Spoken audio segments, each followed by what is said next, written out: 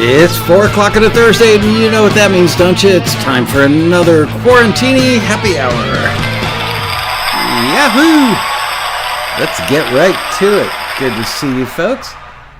Oh, a lot of applause today. They really like me in that little box. Let's say hello. See who we've got here. We've got Terrell Beckless, Ewert Williams, Eric Anderson, Martin Gravel, Giovanni Lanza, Terrell Beckless. Did I say that already? Dave Varicali, Peter Rahill, Bob Gunnerfelt. Has anybody seen Marion? The last couple of... I haven't seen her. Darren Fletcher, hello. Haven't seen Marion Laird in a couple of days. Want to make sure she's okay. Anyway, welcome. Hello, Jesse. How are you? It's 4:01 and I'm on the air. No new. You know, I actually had like the most brilliant name. I went, that's it. That's the one. And guess where I had that idea? In the shower. Did I remember it by the time I got out of the shower? No, I did not. But I will. It'll pop into my head again. And I felt like, okay, that's it. It's descriptive, tells people what they can expect. It sounds like fun. Anyway, that all disappeared. Back in 20 minutes. Dave, it's us. Dude, you can't go away.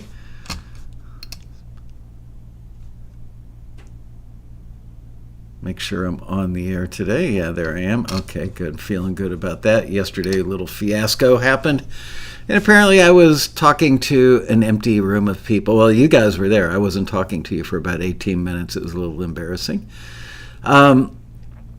So I'm going to let the room fill up a little bit, and then we are going to talk about today what you can do if you want to get more music signed and synced. It's a simple little thing. Get more music signed and synced. Checking on Facebook about Marion, that's a good idea. Hello, Songs from a Headband, how are you? And if I didn't already say hello to Dave and Bob, hello guys. So, funny thing happened to me on the way to the show today. Marion's having computer problems. Oh no. I was wearing, here, I'll show you. I'm going to do a little visual aid.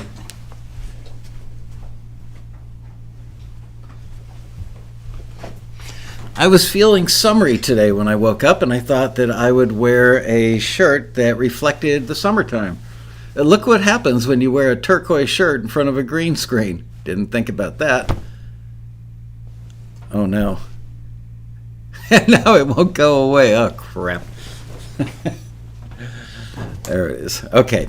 Anyway, so yeah, no more turquoise shirts on this show, I guess.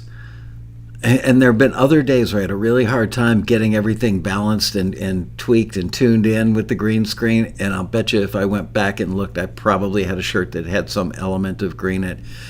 Hello, Lucian. Hello, Andre. How are you guys? Hello, Martin. Okay, so this is like the simplest thing in the world. Hello, Nancy. Do this. I actually went into an old marketing folder of mine where I had some ideas for headlines and just articles that I should write. I just keep like a running list of that stuff, and if I ever get stumped, I go in there and I look. So I went in there today and thought, what can I talk about in the show? And I saw, do this if you want to get more music signed and synced. Does anybody know? I mean, there are probably a lot of things that would apply to that, but what do you think was the thing that I had right underneath this on my list of ideas? Do this if you want to get more music signed and synced. Anybody want to venture a guess?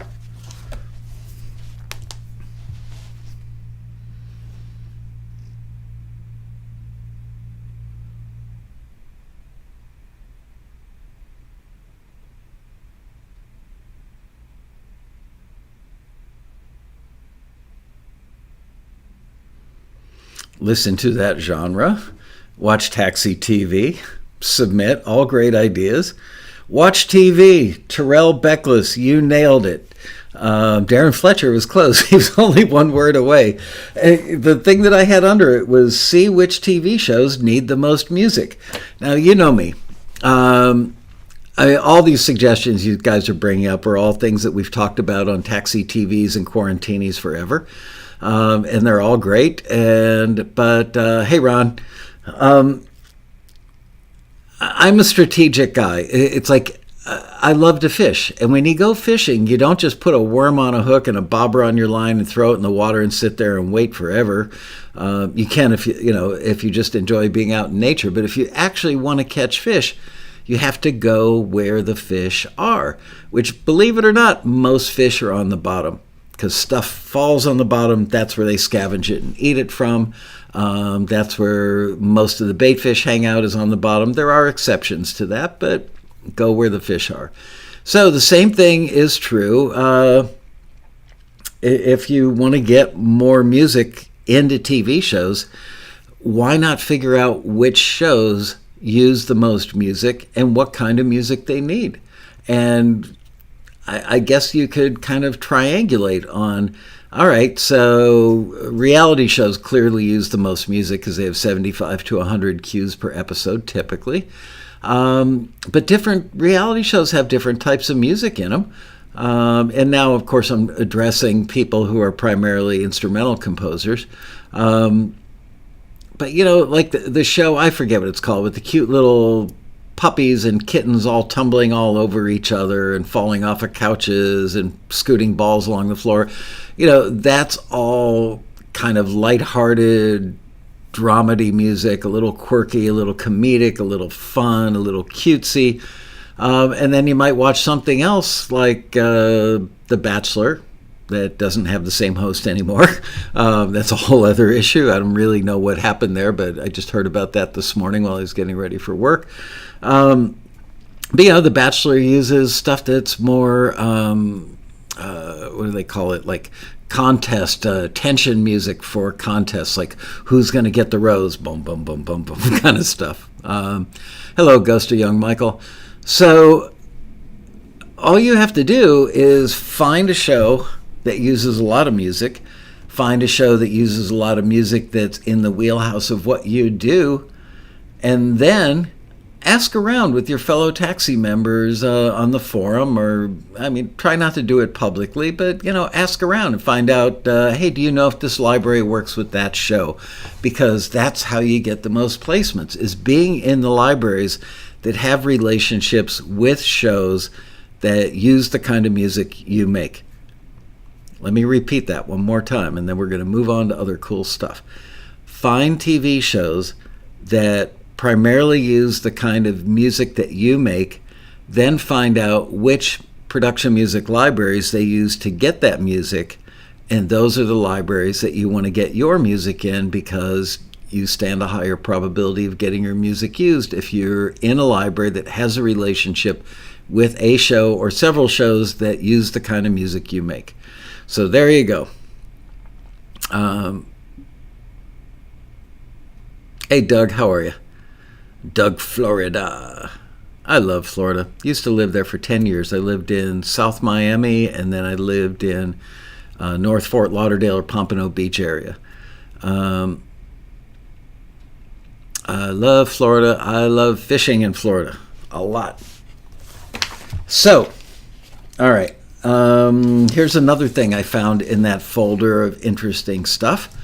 There are 3 types of musicians. I'm actually going to use this in a marketing piece at some point in my life. 3 types of musicians. Which one are you? Those are who's successful. Those who watch others become successful. Those who wonder why they aren't successful. One more time. 3 types of musicians. Which one are you? Those are who's successful. Those who are successful. Those who watch others become successful. Those who wonder why they aren't successful. I just thought that was an interesting observation. I must have been having a moment of real clarity the night that I wrote that. There are series that have a lot of different kinds of music, but generally speaking, they will have some sort of 60% of the music will be a certain type or something. They tend to have like an audio palette and a musical personality. I'm sure there are always exceptions. Hell, there are exceptions to everything you've ever heard me say in this show. I'm absolutely sure. How do you approach such libraries? We talked about this as recently as yesterday, I think, or on Tuesday's show. How I would approach those libraries is this assumes that you've already gotten some deals with libraries and that hopefully you've had some placements. I would write literally, they don't want to hear your life story. They don't care. I've been making music for 40 years. They're not going to go, oh, wow, this dude's been making music for 40 years. Got to sign him or her. They don't care. They don't care if you've only been making music for 6 months. They just care about how appropriate and good the music is for their clientele. So I would just say, hi, my name is Bob Jones. I've got instrumental compositions in this library, that library, and another library, and am starting to get a lot of placements. Would you be interested in hearing my material? Done. They're going to say yes. 90% of the time, they're going to say that yes to that. Why?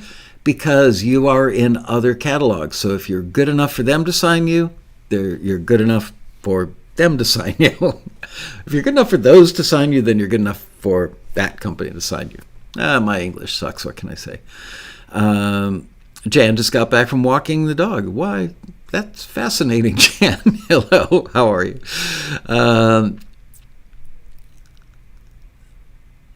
Dave Barnett can't get the video.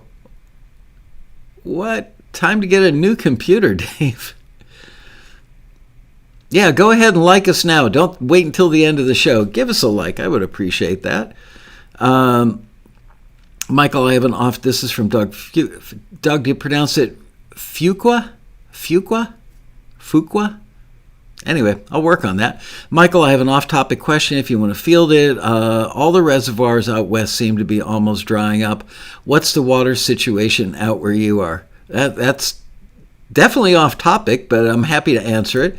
I've lived in California since 1988, so whatever that is, 31 years? No, 33 years.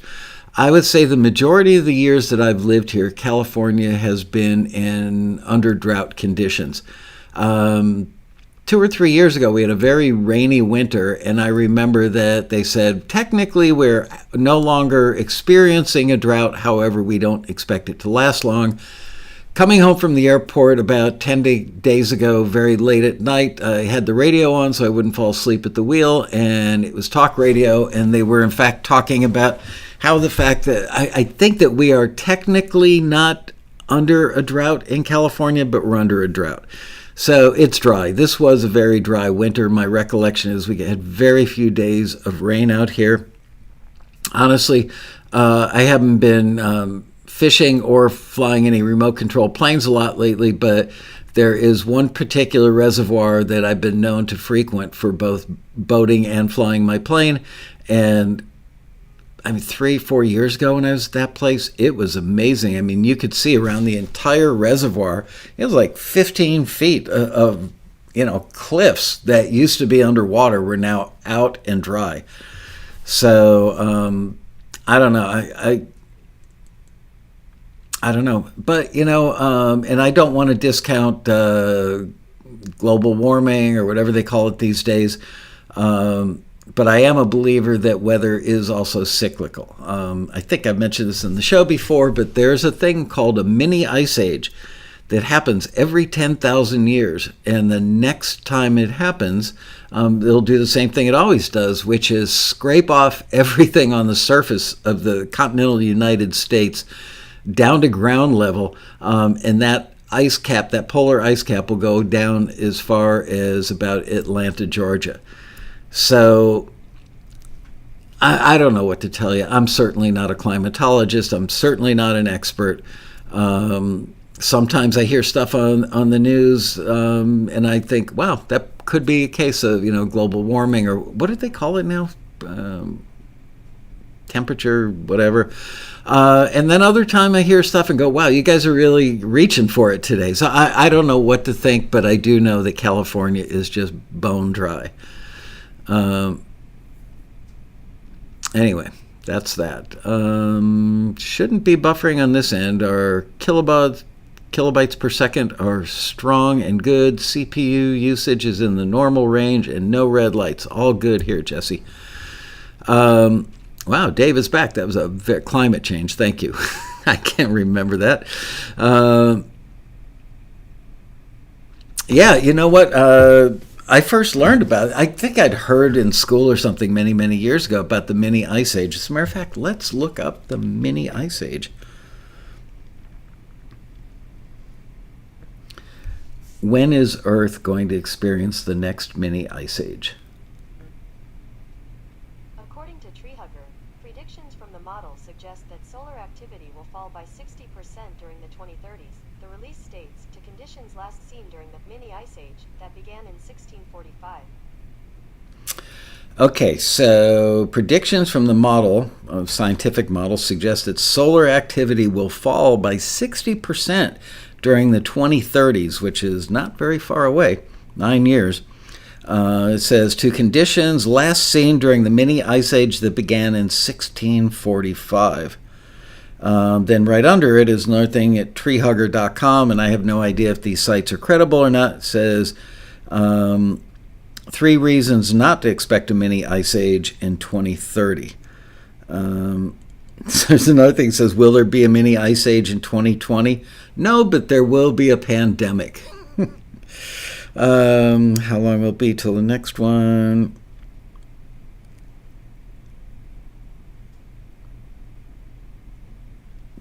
Based on past experience, they're predicting another mini ice age will be in 1,500 years. So just venturing a guess that none of us will really have to worry about that, or even your like great-great-great-great-great-great-great-grandkids. So basically, any of your progeny that are still around 1,500 years from now, they won't even know that you existed in all likelihood. So there you go. Anyway,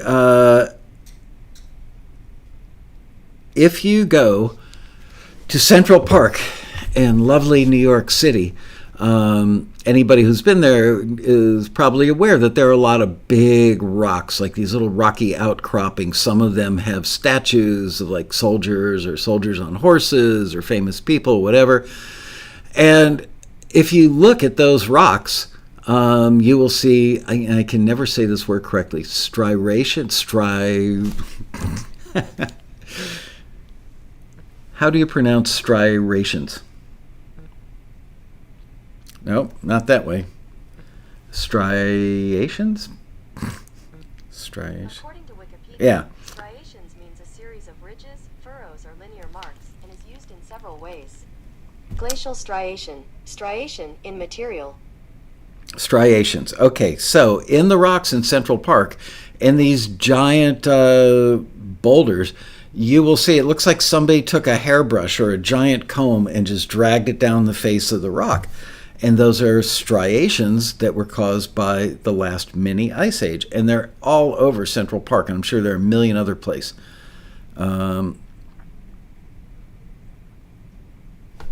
That's right. Your copyrights will be in the public domain by the time we have the next ice age. Good observation.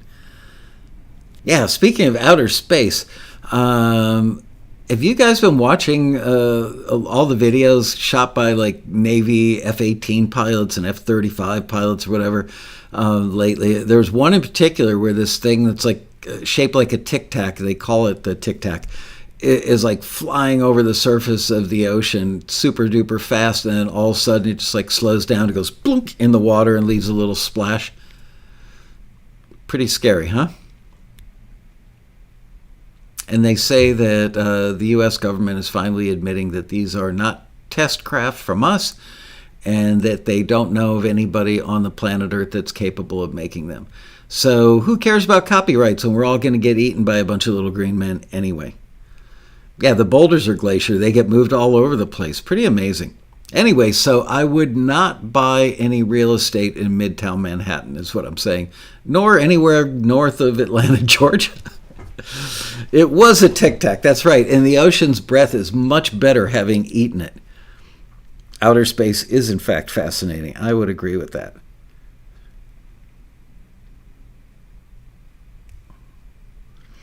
I'm looking to see if I can find any fascinating pictures of striations. It's like a striation. Our scratches are small, elongated grooves in bedrock or on clasts that are a product of abrasion. Well, there you go. I had a friend that went through a divorce and he said he was a product of abrasion.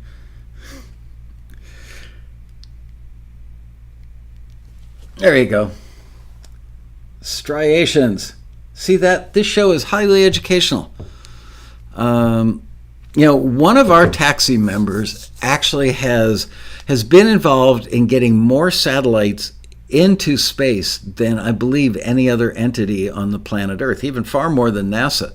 At some point, he actually worked for NASA and said to them, I can make a satellite out of a cell phone and a little mainframe the size of a shoebox that will broadcast pictures of the Earth back to us. And they went, why? And he said, because you can. And they went, no, you can't. Anyway, he left NASA and proceeded to take like a Samsung cell phone and put it in a metal box, somehow got that on like a major rocket launch. And sure enough, it's still up there broadcasting pictures of the Earth back to Earth from a cell phone camera. And the last time I talked to him about this, which was, I believe, 3 or 4 years ago already, that he was a co-founder of a company, I can't remember, I want to say it was Space.com or something. I don't know. Anyway, at that time, they had 200 of those miniature satellites of all different kinds floating around. And you can actually buy a little mainframe to build these mini satellites with. You can buy it online for a few $100, and then, and it's got like motherboards that you stack up inside of it. So if you can afford to buy your space on a rocket launch, you can, in fact, put your satellite into space. So he and I were out to lunch one day years ago, 3 or 4 years ago, and I said, why don't we put a satellite into space and every day we upload a new taxi member song to that satellite so that it's broadcasting taxi member music out in space? And he went, we could do it. And that was the last I heard of him. Anyway. Hey, Dan Weber, how are you? All right, so other interesting stuff that I found today when looking for something else was a page full of interesting quotes. And let's see what those quotes have. Let's see. First quote is from Thomas Edison. Our greatest weakness lies in giving up. The most certain way to succeed is always try just one more time. There you go. This one's from Og Mondino. No idea who that is. Always do your best. What you plant now, you will harvest later. Well, clearly he must have been talking about music, right? Because we all know that the seeds you plant now, musical seeds, will turn into plants later. Become the person who would attract the results you seek. So that must go back to the theory of modeling. Anything you want to be, somebody else has probably already done it before, so just look at them and model what they did. Become the person who would attract the results, or as I would say, who has already attracted the results that you seek. And that was from Jim Cathcart. This is a cute one. Don't watch the clock. Do what it does. Just keep going. That's from Sam Levinson. Ooh, this is a great one. Everything you've ever wanted is on the other side of fear. Think about that. How many times have you wanted to do something, but it was fear that kept you from putting one foot in front of the other and just doing it, right? I think we've all been there. Here's one from Mark Twain. I've quoted this one many times in my career. The secret of getting ahead is getting started, simply putting one foot in front of the other. That was from Mark Twain. This one is from a guy named Jeffrey Gitomer. I've read 3 of his books, and this quote is, "Quality performance starts with a positive attitude." Makes sense. Honestly, that's not Jeff's best quote. This one's from Thomas Jefferson. "Do you want to know who you are? Don't ask. Act. Action will delineate and define you." Do you want to know who you are? Don't ask. Act. Action will delineate and define you. This one's from Tony Robbins. "Setting goals is the first step in turning the invisible into the visible." This one's from Thomas Paine. "The harder the conflict, the more glorious the triumph." I think every taxi member who's ever signed a deal or had a placement knows that feeling. Long, hard haul up front, and then you have that glorious moment where you have your family sitting on the living room couch and they hear your music in a TV show that's like a known TV show, and they are so impressed, and you are so proud, and you should be.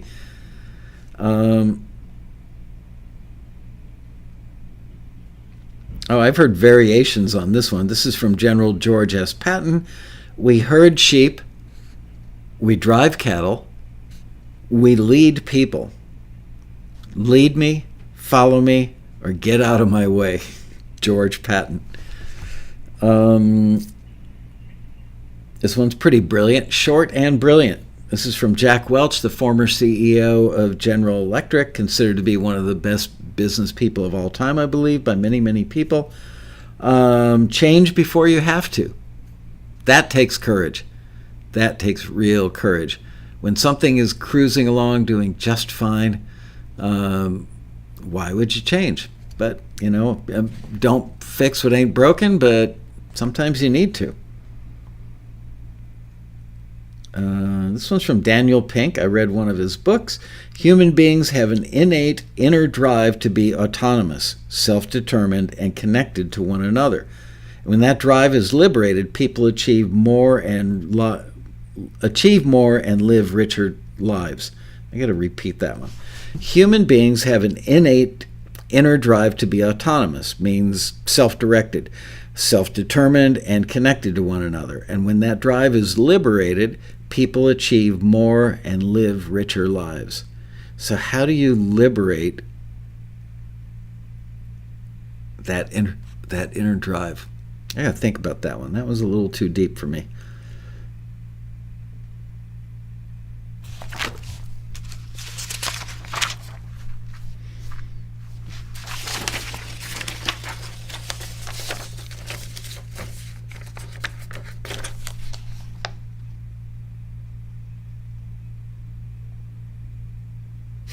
This one's from Benjamin Franklin. I love it.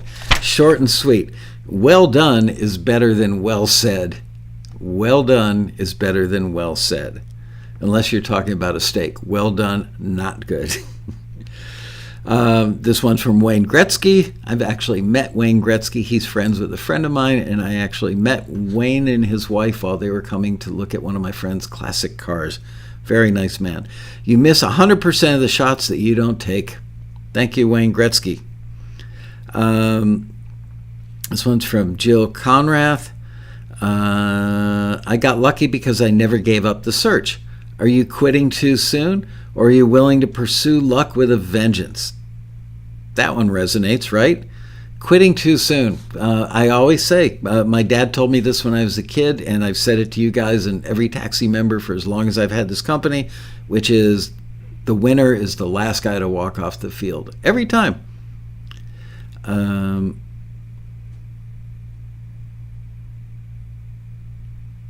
Here's a good one. This is from a gentleman named Mark Hunter. "It's not about having the right opportunities. It's about handling the opportunities right." There you go. It's not about having the right opportunities. It's about handling the opportunities right. I remember reading this in one of the Napoleon Hill books I read. "A goal is a dream with a deadline." I have a goal of finishing this piece of music because the deadline for that taxi listing is tomorrow night. So I'm going to sit down and get busy at 5 p.m. tomorrow. Vince Lombardi famously said, winning isn't everything, but wanting to win is.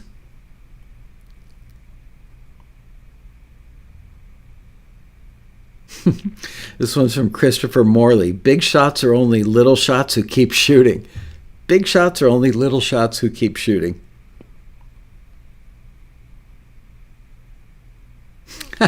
This is from Sheryl Sandberg, who I believe is like executive vice president of Facebook, right? She's like the number 2 person at Facebook.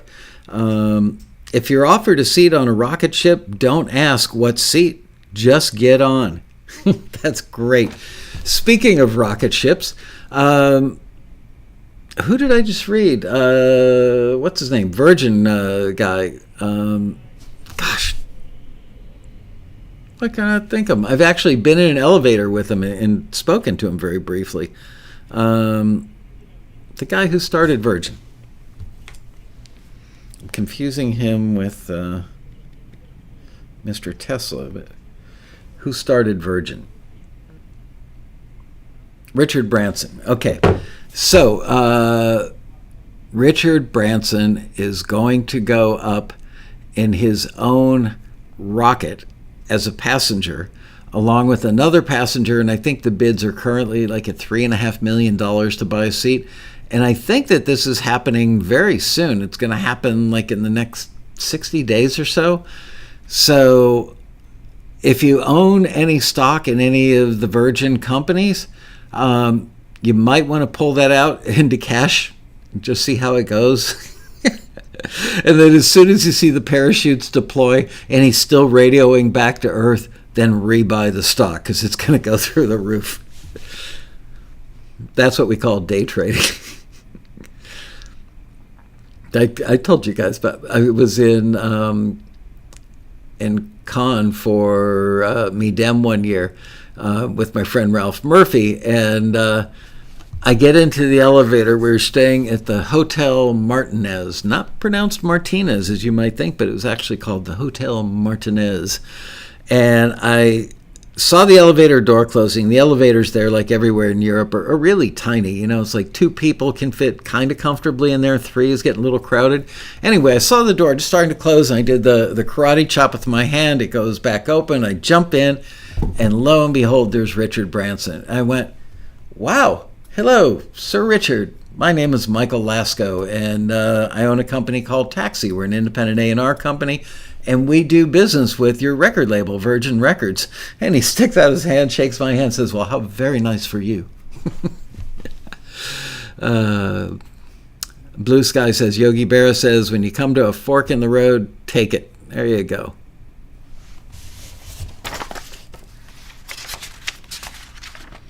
All right, well, I've got more of these, but I'll save them for another day. Any questions, any thoughts, any ideas?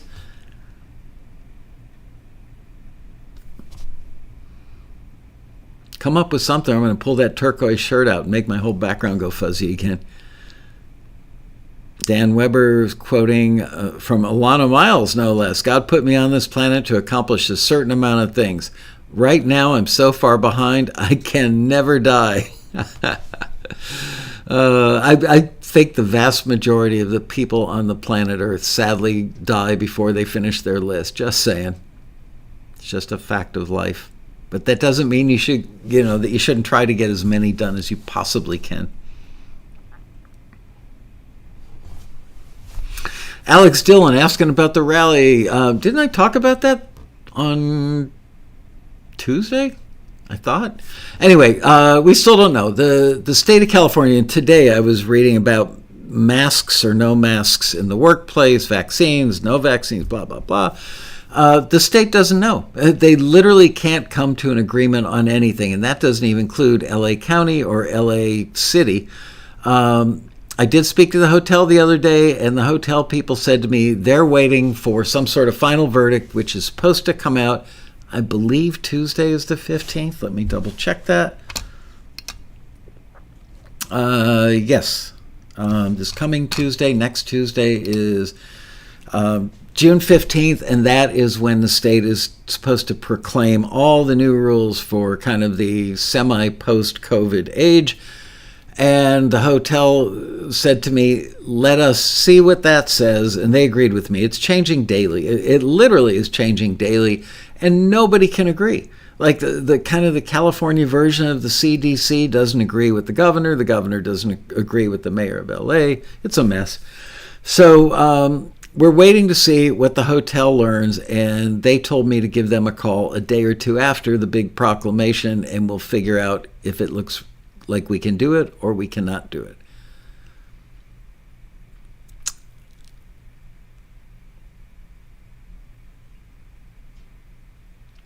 What was the question? Nobody answered your question you asked before you got sidetracked. What was the question, Andre? Because clearly I got sidetracked as well.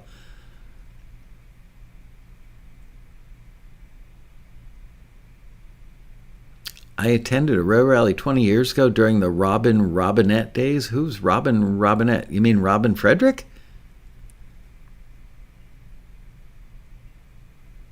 That's who's going up into space. You know what? It's not Richard Branson. It's Jeff Bezos and his brother. Going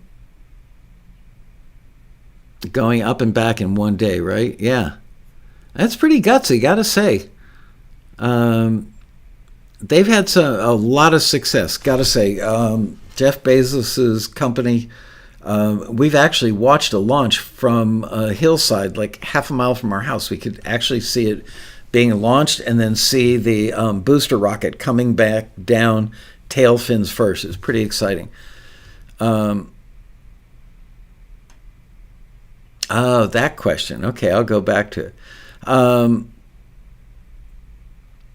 Yeah, it's not Richard Branson, although he'd be nutty enough to do it. He's a pretty ballsy guy.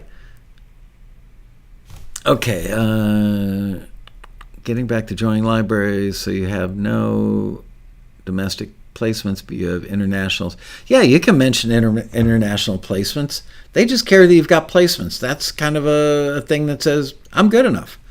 So, what kind of musician are you? Andre thinks that we should have an answer to this, and I agree with him.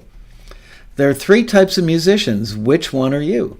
Those who are successful, those who watch others become successful, and those who wonder why they aren't successful. I have a feeling that there aren't too many of number three in this crowd. And I have a feeling that those of you who might fall under category two, those who watch others become successful, you're doing it so that you can study how they did it, right?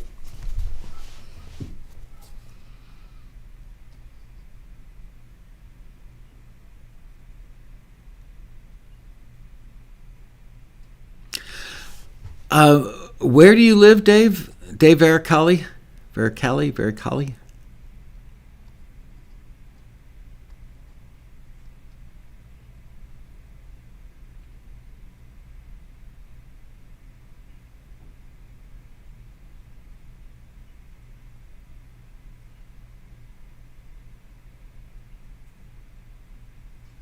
Australia. I thought you guys were kind of like we are on the tail end. I mean, we still have cases here in the U.S. It's just they're way, way down. They're at the levels that they were at the very, very, very beginning of COVID. The level of infections, the level of deaths, and pretty much, I want to say I heard the other day that 28 out of the 50 states in America now have no more mask requirement. I mean, obviously, there's some people that will still continue to wear them and practice social distancing. It feels like the country wants to get back to normal and is inching its way back there. Are there going to be a few fits and starts and little weirdnesses? Yeah, I see people on the freeway. I don't understand this. If somebody could explain it to me, I would love to know. I see people on the freeway here in Los Angeles, not infrequently, that are driving with two masks on and the windows rolled up in their car. Now, maybe they haven't gotten a vaccine yet, but still, you're on a freeway in your car. I certainly understood that back when we all thought that COVID was like the Black Plague or something and we just didn't know. But I think we know a lot more now than we did a year ago. And it just doesn't make any sense to me. I'm not saying those people are idiotic. If it makes them happy and feel comfortable, go for it. I just don't understand what their logic is. So Any of you are double mask wearing, windows up on the freeway drivers? I want to know. You're welcome, Alex Dillon. Change the rally to Florida. I would love to, frankly, but it would be really, really hard. We'd have to send like a 25-foot rental truck all the way over to Florida, loaded with all the stuff. We would have to fly out about 100 different panelists, speakers, mentors, teachers, etc. I would have to fly out my staff. I'd have to fly out a bunch of screeners. Then we'd have to pay for hotel rooms for every one of those people for 4 or 5 nights. Because we'd have to arrive the day before and leave a day after. So I could do it, but you guys have to pay $500 a ticket. Blue Sky asks, you spoke of generational change in music tastes. I did. Do you think rock and roll will eventually be as outmoded as swing band music? Will the nostalgia run out? That's a great question. I don't know the answer. My opinion is rock and roll is more universal. Rock and roll has been around longer, a lot longer than swing. Swing was what, like 1941-ish? Like Tommy Dorsey, some of those people in the early 40s. And I think that to some extent Elvis Presley and some of the early rock and roll kind of pushed that stuff to the side. But that generation, my dad probably still is, he's alive at 96, probably still listens to like Benny Goodman stuff.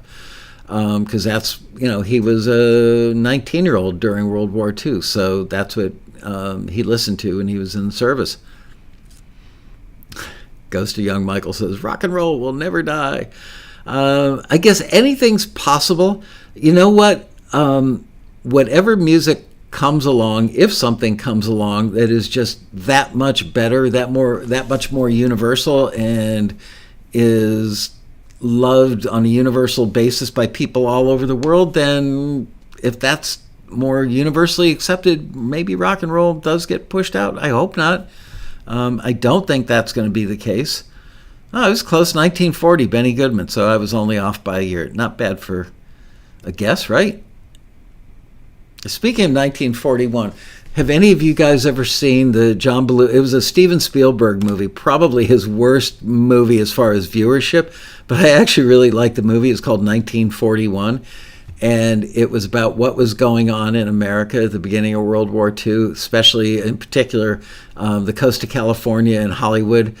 True story, there were people that had gun emplacements in their backyard in places like Santa Monica and San Diego. Pretty much any part of the California coast that had some sort of cliff or something where you could put guns, anti-aircraft guns. And it was not unusual for families to either have soldiers staying in their houses or soldiers camped out in tents on their yards, soldiers sleeping in their garages, wake up in the morning and bring out a thermos full of coffee to the soldiers guarding the West Coast. How cool was that? Andre says, disco will never die. Who was the guy in Chicago, the Disco Sucks DJ that blew up all the CDs with disco in the middle of Wrigley Field that time? He tried to kill disco, and it didn't die. It's certainly not as big as it used to be. Giovanni Lanza saw that film. Yep, had John Belushi in it. Loved it. I thought that movie was underrated. I mean, it was campy and corny, but it was really well done. I loved the special effects of the like a P-47, I believe, or a P-51 flying on Hollywood Boulevard with, I believe it was Belushi at the controls of the plane, cruising right down the street, Hollywood Boulevard, and he eventually put the plane down in the middle of the street.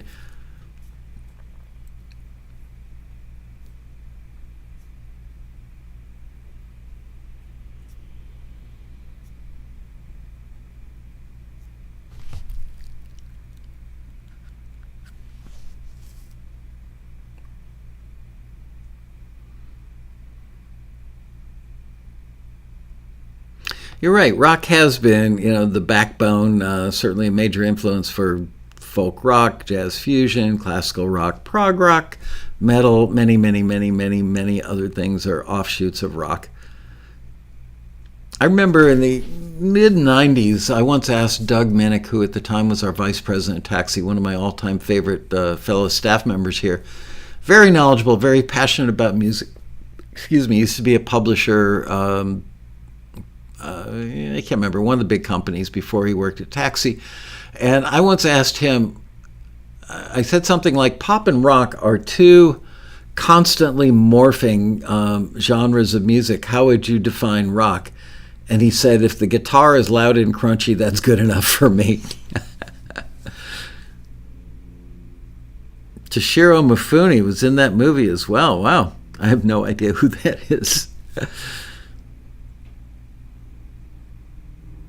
That was a great movie. For anybody who hasn't seen it, if you're stuck one night, you just don't know what to watch, look up 1941 with John Belushi and watch it.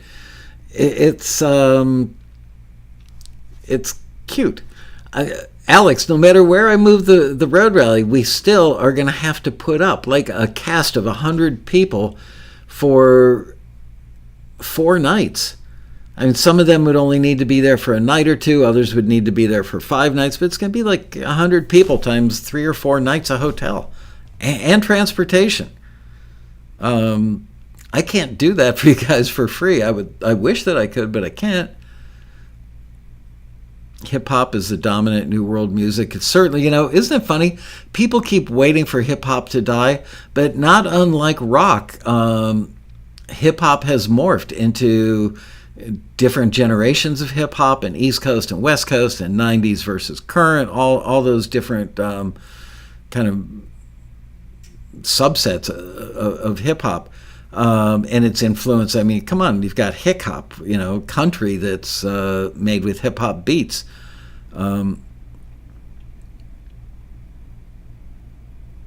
Any new Netflix series to recommend watching?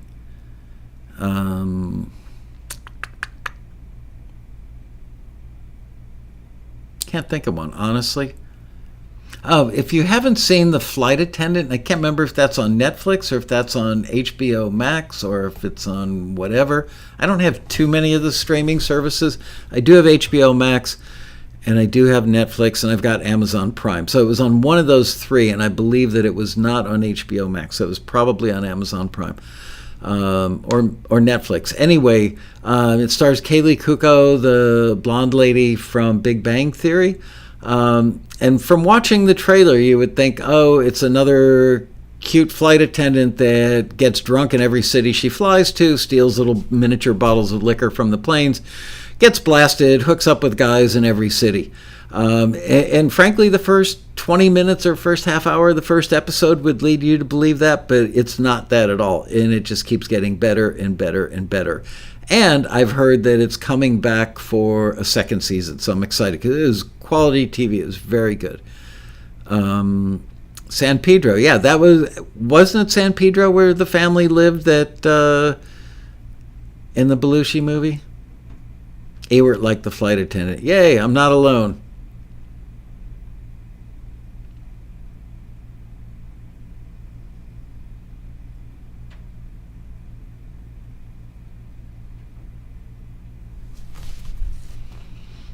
Hip-hop is interesting to me. I'm old enough that I grew up my formative years in loving and appreciating music and absorbing it into my very soul happened long before hip-hop. And frankly, I could not relate to hip-hop. The first 5 years or more that hip-hop was on the scene, I was just like, I don't get it. I do not get it. The older I get, oddly enough, the more I do get it. And remember Monday when we were listening to the top 10 of Taxi members on that episode, and we heard a song. I don't have the playlist with me right now. I guess it's not all that important anyway, but there was a hip-hop song on there where the word flow, which is something I only learned about in the context of running Taxi. I had to educate myself more about hip-hop, and word flow is obviously one of the keys. And the word flow on that song was just incredibly good. I don't know that a major record label executive would agree with me, or if it's just my semi-lay person's perspective on that. But I thought the word flow on that song was exceptionally good.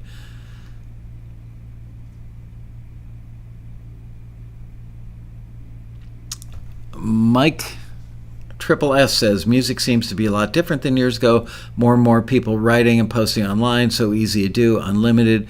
Are record companies and radio still in control of what we hear anymore? Absolutely not, really. You know, yes and no. I mean, there are some acts that actually do break through because as a result of their own work, their own tenacity, their own willingness to learn about marketing, and their willingness to understand online marketing and how to use social media to drive people. It's not easy. I have made the observation that the same people who 20 or 30 years ago would have gotten a record deal because they played out 3 or 4 nights a week. They started out in a concentric circle of their hometown and then widened it to a 50-mile circle and then a 100-mile circle and then a 200-mile circle, and they hit every city of import within those concentric circles, and they played them often enough where they built up a following. So by the time they got to the 3rd or 4th concentric ring, they were showing up there would be 200 people lined up outside of a small club to hear them. They would go to that town the day before. They would try and get on local radio or regional radio. If there was a rock magazine or any rock critics, even in towns like Peoria, they still have those people. And they would do all that stuff as if they had like a big-time manager and a record label behind them. And if they did all that stuff long enough and regularly enough, and of course they had to have great music, because you could do all that stuff all day long. If the music doesn't resonate with people, all the marketing in the world is going to help you. So these bands would do that, and then eventually the following would get so big that a record label would send somebody out on a plane to go check out a couple of their shows, and eventually they would offer them a deal, sign a deal, release the record, and hope that they could pour gas on an already smoldering campfire to try and get 6-foot flames to come out of it and turn the act into a hit band. Those very same musicians, bands, acts that would have accomplished that goal back then 20 or 30 years ago are doing the same thing now, but they're using the internet as their venue. Yes, they're probably still playing clubs, but maybe not. But they're doing videos online. They're getting their music on Spotify. They're releasing it through distributors any way they can. They're inviting people to watch them in session on streamed media. They're posting on Instagram. They're tweeting. They're posting songs on TikTok. They're doing all that stuff, and they're doing it with a purpose. They develop a marketing plan. They actually have it laid out on a calendar. Different people in the band take on different aspects of the marketing. It's a big coordinated effort. And some of those people are breaking through and proving that you don't, in fact, need a major label to make a hit record, or, to have a hit song become a hit record anymore. And what happens when those people accomplish that goal? Lo and behold, the record company comes along and says, we'd like to offer you a deal based on your success on your own. We think we can grow it exponentially with our money and our manpower behind it. Would you like to do a deal? So there you go. Rap is something you do. Hip-hop is something you live. I got to think long and hard about that. Honestly, I'm not expert enough to differentiate between rap and hip-hop, but I did ask that very same question once about 4 years ago, and somebody said to me, the lyrics are more important and different in rap. I don't know if that's true or not, but that's what I was told.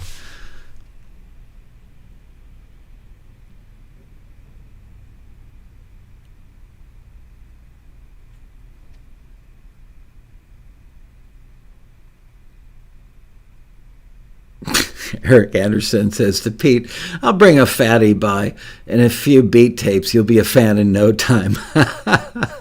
That's funny. What's a fatty? Don't body shame anybody, but tell me, what's a fatty?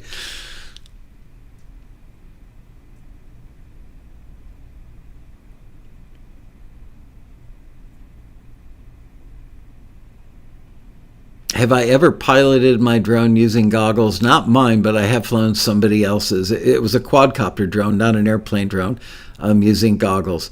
And it's weird. It's a different experience, gotta say.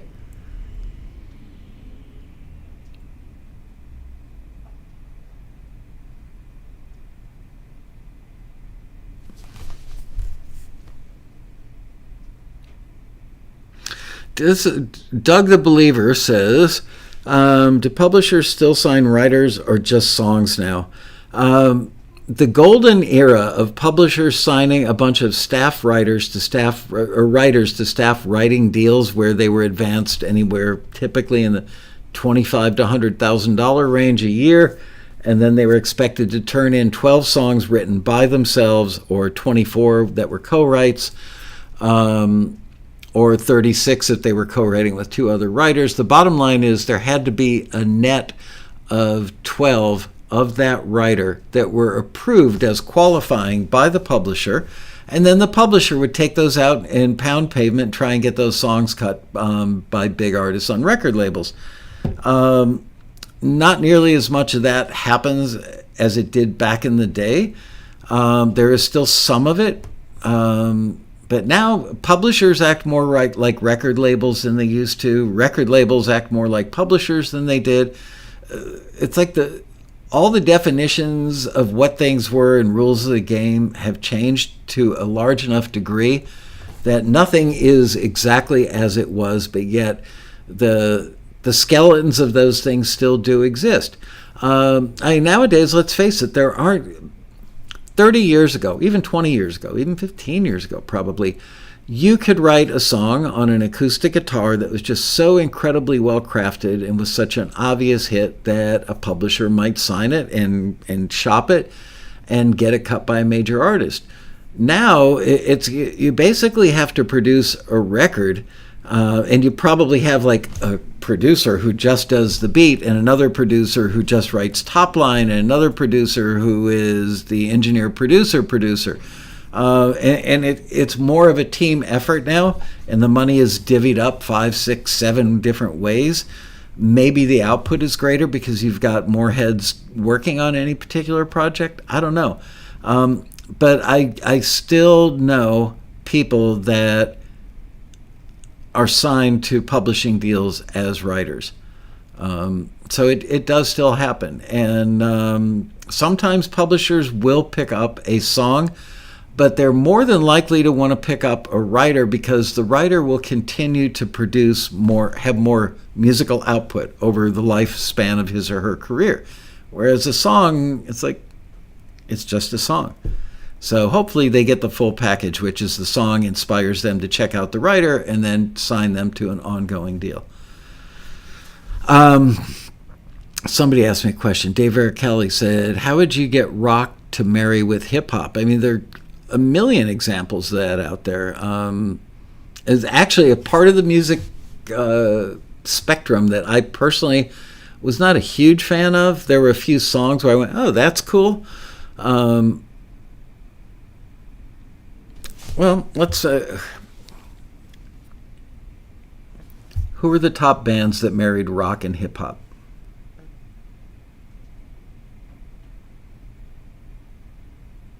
Oh, it's all about who married who. Oh, well.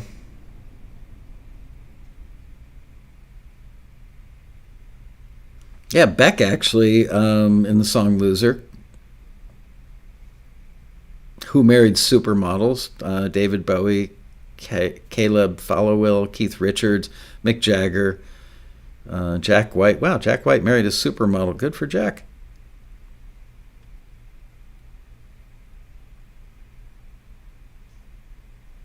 Anyway, I probably didn't ask the question correctly.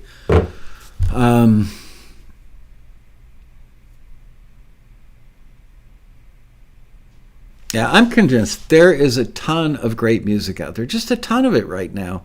You just have to be open-minded and do some work to go find it. But if you can't find great music between Spotify, I was not a big TikTok fan, but I became less of a fan today when I found out that TikTok is now using the camera in your phone to take your facial measurements and your voice print and storing that on a database, probably in China. I'm not a fan of that idea. So I don't think I'll be using TikTok a whole bunch. But,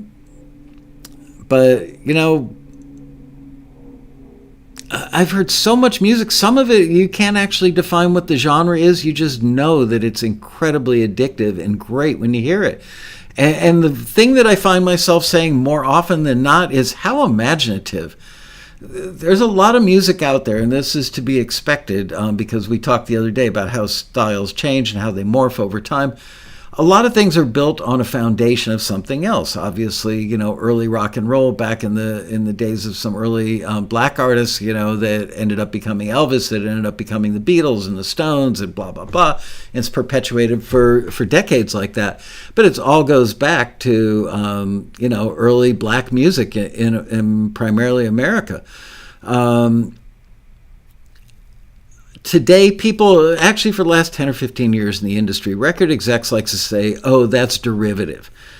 Okay, well, so much of what has happened before that got signed, the Beatles were derivative. It's can you put your own brilliantly imaginative twist on top of a foundation that is derivative of a previous style? Today, what I'm hearing, sometimes I'll spend an entire Saturday just sitting on our bed with my laptop and a pair of headphones listening to music because I have to kind of force myself to do that as the owner of Taxing, being that I'm not 22 years old anymore.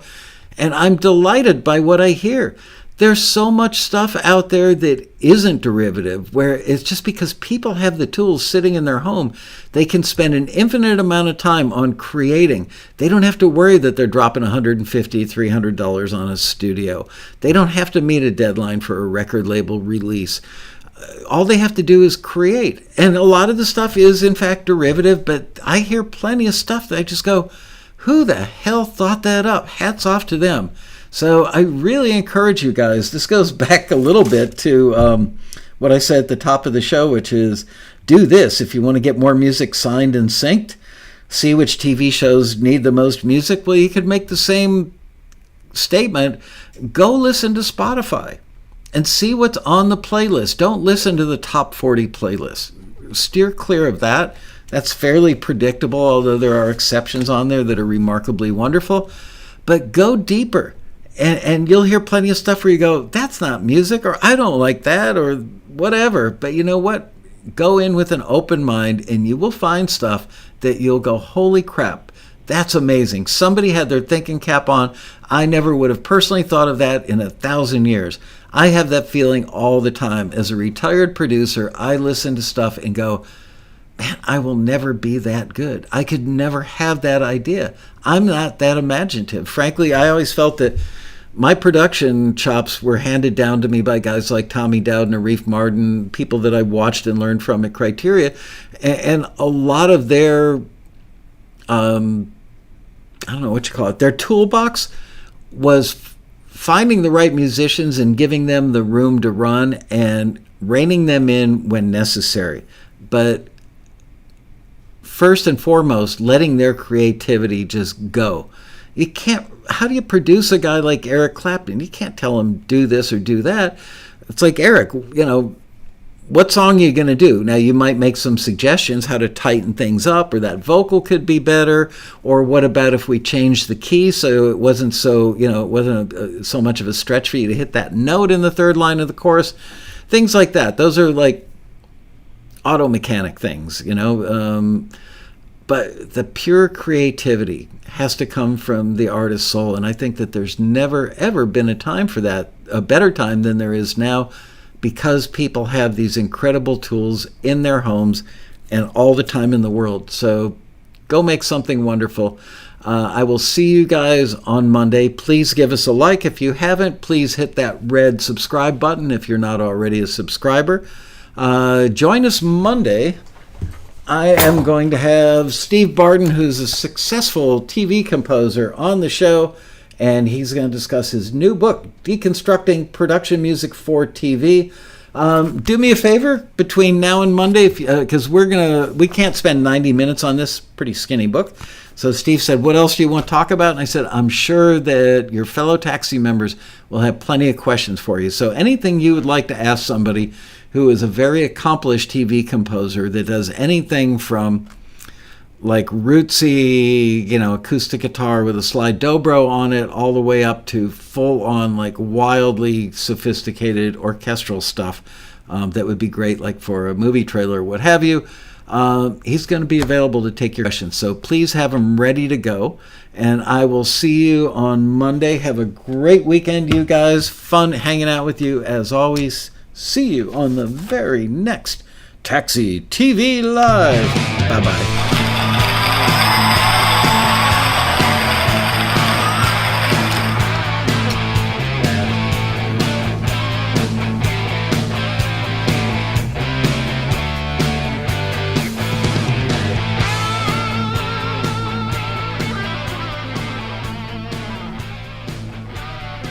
Not a buttoned ending.